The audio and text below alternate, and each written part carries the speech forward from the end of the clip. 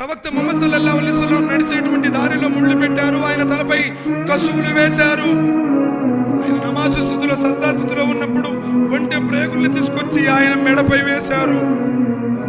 కానీ ఏనాడు ఆయన ఎవరిని క్షమించలేదు, ఏనాడు ఆయన ఎవరిని శిక్షించలేదు.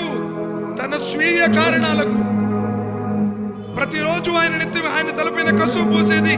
ఒకరోజు ఆ స్త్రీ కసువు వేయలేదు. నబీ సల్లల్లాహు అలైహి వసల్లం చూశారు, అరే ప్రతిరోజు ఆమె నా మీద కసువు వేస్తుంది కదా, ఈ రోజు ఏంటి రాలేదు. పోయి చూస్తే ఆ స్త్రీ అనారోగ్యంతో బాధపడుతుంది. ఆ స్త్రీ దగ్గరికి వెళ్ళి ప్రవక్త ముహమ్మద్ సల్లల్లాహు అలైహి వసల్లం వారు దువా చేశారు, అల్లా ఈమెకు ఆరోగ్యాన్ని ప్రసాదించు. సోదరులరా, మనం చేయగలమా?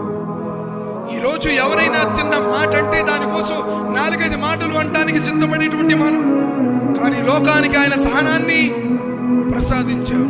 తనపై కసు వేసినటువంటి స్త్రీ అనారోగ్యంతో బాధపడితే ఆ స్త్రీ దగ్గరికి వెళ్ళి ఆ స్త్రీ గురించి దువా చేసిన సహనమూర్తి ప్రవక్త ముహమ్మద్ సల్లల్లాహు అలైహి వసల్లం.